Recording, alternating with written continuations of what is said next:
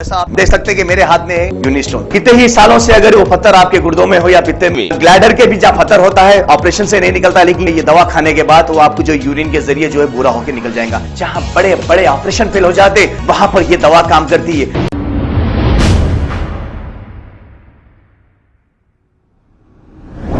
अस्सलाम वालेकुम नाजरीन, 7H न्यूज़ में आपका इस्तकबाल है। AIMIM floor leader Chandran Gutta MLA Akbaruddin Owaisi की जानिब से फातिमा ओवैसी एजुकेशनल कैंपस का इफ्तिताह अमल में आया है। आइए देखते हैं ये रिपोर्ट। मजलिस इत्तेहाद अल मुस्लिमीन काम कर रहा और ये इमारत मैंने अपने जेब के खर्च से बनाई।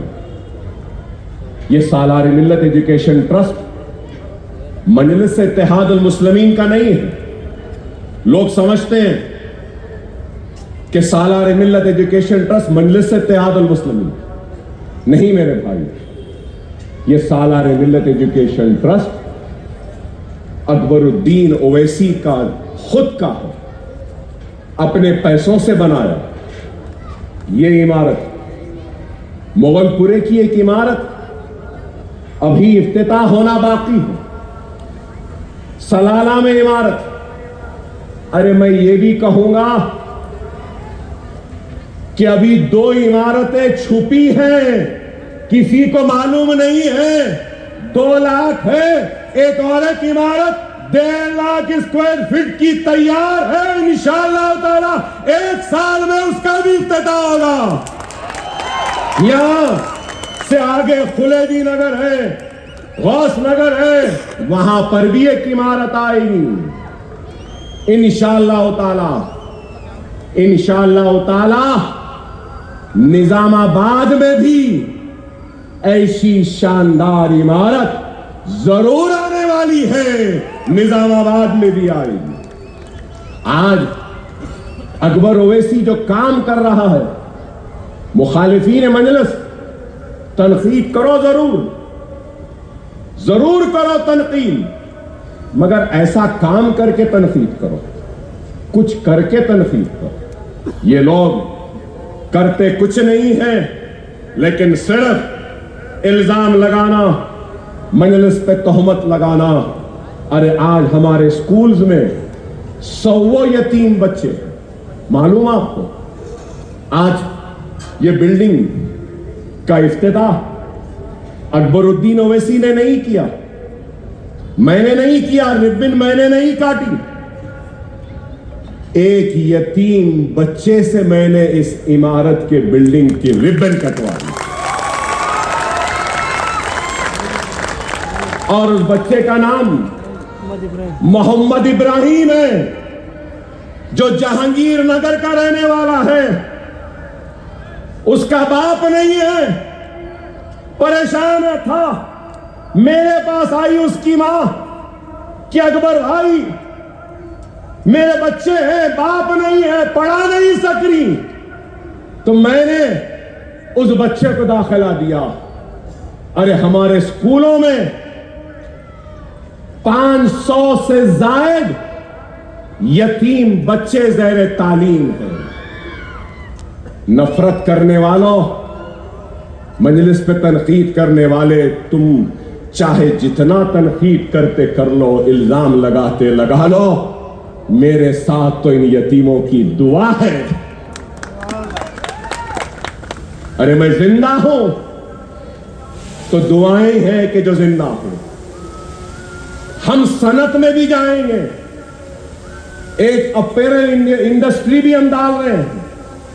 ये जैकेट, ये shirt, jeans pant, T shirt, बुर्के, शर्ट शलवार, ये कपड़ों की एक इंडस्ट्री भी सालार मिल्लत एजुकेशन ट्रस्ट डालने वाली है और 4000 बेवाओं को रोजी रोटी पर लगाएगी, यहां पे काम दिले आएगी। हम न सिर्फ अकबर ओवैसी की आवाज पहुंचती थी, एक वक्त था जब हमारा बयान दुनिया को सुनाई देता था, और अब ये वक्त है कि हमारा काम दुनिया को दिख रहा है। और जो लोग ये समझ रहे थे कि हमारी गर्दनों को झुकाएंगे, तो हमने उनको मजबूर कर दिया गर्दनों को उठाकर हमारी इमारतों को देखने के लिए। ये ऐसी इमारत, बता दो, मैं पूछना चाहता हूं, बता दो कोई है हिंदुस्तान में, कोई है तो आ जाए सामने और बता दे कि ऐसी इमारत किसी ने बनाई है गरीबों के लिए, मुसलमानों के लिए, तो आए और बता दे और कह दे। तो अकबरुद्दीन ओवैसी अपनी सियासी जिंदगी से किनारा कशी इख्तियार करने के लिए तैयार है। ये लोग करते तो कुछ नहीं, लेकिन सिर्फ इल्जाम मजलिस इत्तेहादुल मुस्लिमीन पर इल्जाम लगाना, तोहमतें लगाना और पूछना कि क्या किया क्या किया। अरे मजलिस ने क्या नहीं किया? दवाखाने हैं, कॉलेजेस हैं, और फिर ये सालार मिल्लत एजुकेशन ट्रस्ट के ज़ेर इंतजाम चलाए जाने वाले स्कूलों में 15,000 बच्चे मुफ्त तालीम हासिल कर रहे हैं। क्या ये अपने आप में एक कारनामा या काम नहीं है? मैं पूछना चाहता हूं, अपने दिल पर हाथ रखकर बता दो कि अपने पड़ोसी की मदद करने वाले बहुत कम हैं, अपने भाई के बच्चों को पढ़ाने वाले कम हैं, लेकिन अकबरुद्दीन ओवैसी 15,000 बच्चों को मुफ्त तालीम दे रहा है और फिर भी पूछते हैं कि क्या किया। अरे डॉक्यूमेंट्री का आगाज हुआ सालार के उन जुमलों से कि सियासी जिद्दोजहद के तहत के जरिए हम अपने मसाइल को हल करेंगे। क्या इस बात से कोई इनकार कर सकता है कि अकबर ओवैसी ऐवान असेंबली में खड़े हो जाता है तो अच्छों की बोलती बंद हो जाती है? यह सिर्फ ऐवान असेंबली की नहीं, अगर अकबरुद्दीन ओवैसी तकरीर करने लगेगा और जवाब देने लगेगा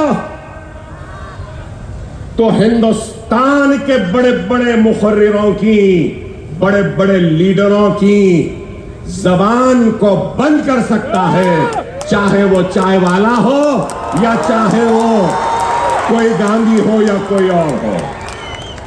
हम किसी को छेड़ने नहीं हैं, हम अपने काम में मसरूफ हैं, हम अपने खिदमत में मसरूफ हैं, हमें छेड़ो नहीं बाबा। मैं फिर से कह रहा हूं, छेड़ो मत। दुनिया अगर समझ रही है कि अकबर ओवैसी खामोश है तो खामोश इसलिए है क्योंकि मैं नहीं चाहता कि हिंदुस्तान में नफरत की बुनियाद पर जो सियासत कर रहे हैं और जो मुल्क को नफरत के जरिए तकसीम कर रहे हैं, हिंदू और मुसलमान को लड़ा रहे हैं, जो बाजारों में मुसलमानों की लिंचिंग कर रहे हैं, और मैं नहीं चाहता कि उनको तक़वियत मिले, उनको ताकत मिले। क्या रोडकिला का फिसाद मोहब्बत की निशानी था? क्या गुजरात का फिसाद मोहब्बत की निशानी था? क्या बाबरी मस्जिद का ताला खोलना मोहब्बत की निशानी थी? मोहब्बत की दुकान चलाने वाले तुम्हारे बाप ने शिलान्यास करवाया चबूतरे पे और वहां से कैंपेनिंग का आगाज किया था। क्या यह मोहब्बत की दुकान थी? बाबरी मस्जिद की शहादत क्या मोहब्बत की दुकान है? बंबई के फिसादात क्या मोहब्बत की दुकान है? अरे 55,000 फिसादात देने वाले आज मोहब्बत की बात कर रहे हैं। अरे मैं तो कहूंगा मोहब्बत की दुकान भी इनके पास है, नफरत की दुकान भी इनके पास है, और खामोश रहने की दुकान भी इनके पास है। सब इनके पास है। शायद दुनिया नहीं जानती, दुनिया जानती है इंदिरा गांधी के कारनामों को और खिदमात को भी। दुनिया जानती है राजीव गांधी के भी कारनामे और खिदमात को। दुनिया जानती है राहुल गांधी और सोनिया गांधी के भी खिदमात व काम को। बड़ी तकलीफ हुई जब मैंने पूछा कि वो कहां से आई। मुझसे कहा कि मैं महाराष्ट्र से आया। अरे मैं हिंदुस्तान में पैदा हुआ, मेरा बाप हिंदुस्तान में पैदा हुए, मेरे दादा हिंदुस्तान में पैदा हुए, मेरे परदादा हिंदुस्तान में पैदा हुए, मेरे सगर दादा हिंदुस्तान में पैदा हुए, मेरे दादा के दादा हिंदुस्तान में पैदा हुए, मेरे सगर दादा के सगर दादा भी हिंदुस्तान में पैदा हुए। मैं पूछना चाहता हूं राहुल गांधी साहब, आपकी वालिदा मोहतरमा कहां पैदा हुई? तो बुरा क्यों दिख रहा? आपने मुझसे कहा मैं महाराष्ट्र से आया, मैं पूछ रहा हूं आप कहां से आए? आप सब बोलेंगे और हम कुछ नहीं बोलना। अरे हम भी अलग में जबान रखते हैं, याद रखो। अगर हिंदुस्तान में लिंचिंग हो रही है, अदाब बंद करने की बात की जा रही है, अगर हिंदुस्तान में हिजाब पर पाबंदी है, तो मैं कहूंगा हैदराबाद में हमारा इत्तेहाद, तेलंगाना में हमारा इत्तेहाद इतना ताकतवर है कि किसी की मां नहीं जली जो हमारी अदा को बंद करे। कोई हमारे बच्चियों के हिजाब को नहीं छीन सकता। ये हमारी ताकत है। खुदारा इस बात को समझो, हालात को समझो कि हालात किस तरफ है। अगर आज हम मुनज़्ज़म नहीं होंगे, मुत्तहिद नहीं होंगे, तो फिर दुश्मन कामयाब होगा। अरे आज मैं फिर से कह रहा हूं कि मोहब्बत की दुकान भी इनके पास, नफरत की दुकान भी इनके पास। कांग्रेस का सदर कौन है? हम महाराष्ट्र से आए बोले ना, इनका सदर कहां से आया? आरएसएस से आया। राहुल गांधी बोल रहे हैं एमआईएम बीजेपी की बी टीम है, एमआईएम ऐसी है, हम जहां जाते हैं हमारे पीछे जाती है, वोट काटती है। ओहो, तुम उतनी दूर से एमआईएम को देख रहे, अपने बाजू चड्डी और निक्कर पहना आरएसएस का आदमी खड़ा है, वो नहीं दिखाई दे रहा। राहुल गांधी, रेवंत रेड्डी आरएसएस का। और आज कमजोर होती हुई बीजेपी को यह एहसास हुआ कि तेलंगाना में हम तो कामयाब नहीं हो सकते, तो क्या करना? माहेदा कि आरएसएस वाले को कांग्रेस का सदर बनाओ, आरएसएस भी काम करेगी, विश्व हिंदू परिषद भी काम करेगी, और इस आरएसएस वाले को चीफ मिनिस्टर बनाना।